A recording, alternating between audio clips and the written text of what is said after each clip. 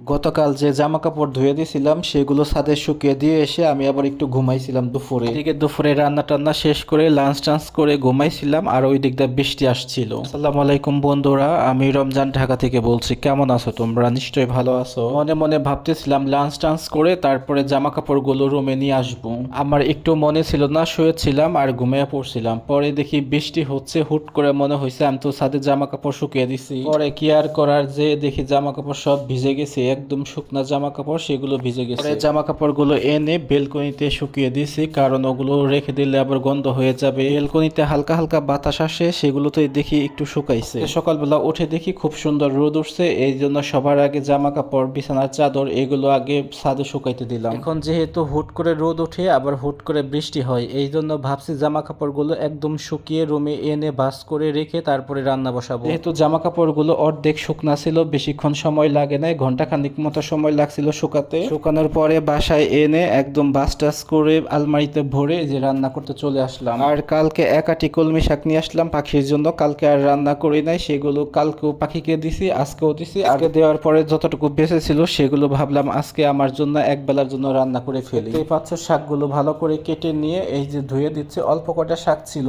কারণ কালকেও পাখিকে দিছি, আজকেও পাখিকে দিছি। আর পাখি যেহেতু বাচ্চা তুলছে, এখন দেখতেছি প্রচুর পরিমাণে খাবার লাগতেছে, এমনি খাবারও লাগতেছে, আবার শাক সবজি দিচ্ছি, এগুলো প্রচুর পরিমাণে লাগতেছে। যাই হোক, এই দিকদার শাকগুলো আমি উঠিয়ে দিয়ে একদম পেঁয়াজ মরিচ দিয়ে বসিয়ে দিচ্ছি। যেহেতু আজকে তরকারি রান্না করব না, এই জন্য শাক আর একটা ডিম ভেজে নিচ্ছি, এই দুইটা দিয়ে আজকের মতো আমার হয়ে যাবে। মাঝে মাঝে রান্না করতে একদমই ইচ্ছে করে না, আবার মাঝে মাঝে রান্না করতে খুবই ভালো লাগে। যেমন আজকে রান্না করতে একদমই ইচ্ছে করছিল না, কিন্তু কি আর করার, দুপুরবেলা যেহেতু খেতে হবে এই জন্য ভাত বসিয়ে দিছি। এক পাশে ভাত হচ্ছিল, আরেক পাশে শাক বসিয়ে দিছি, আর ডিমটাও রেডি করে নিতেছি। সিদ্ধ হয়ে গেলে যখন তেলে দেব, তেলে দেওয়ার আগে ডিমটা ভেজে নিব। ডিমটা রেডি করার পরে ওই দিকে দেখতেছি আমার শাকগুলো কিন্তু অলরেডি সিদ্ধ হয়ে গেছে প্রায়। এখন আমি এগুলো তুলে নিব, তুলে নিয়ে ভালো করে তেলে দেওয়ার আগে ডিমটা শুধু ভেজে নিব একটু করে। আপু আমাকে কমেন্ট করছে, ভাই ভিডিও বানান কিভাবে, একটু ভিডিও কিভাবে বানান, এডিট করেন, এগুলো যদি একটু দেখাইতেন ভালো হইতো। আসলে কিভাবে বানাই সেটা কিভাবে দেখাবো, যাই হোক আমি বলে দিচ্ছি।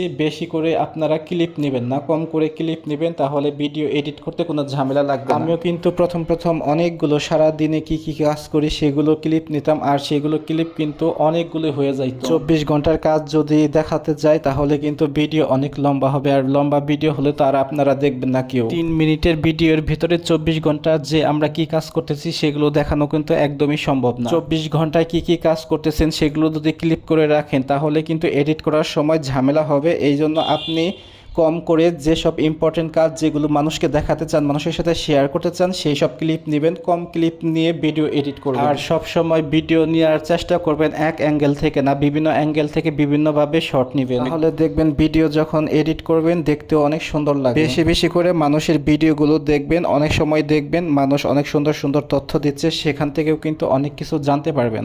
আমিও কিন্তু আগে সারা দিন কি কাজ করে সব ক্লিপ নিয়ে এডিট করতাম আর মাথা হ্যাং হয়ে যেত। আমি যেহেতু মানুষের ভিডিও দেখি, হঠাৎ করে দেখি এক আপু এই তথ্যটা দিল, পরে থেকেই ওইভাবে আমি ভিডিও এডিট করি কম ভিডিও নিয়ে।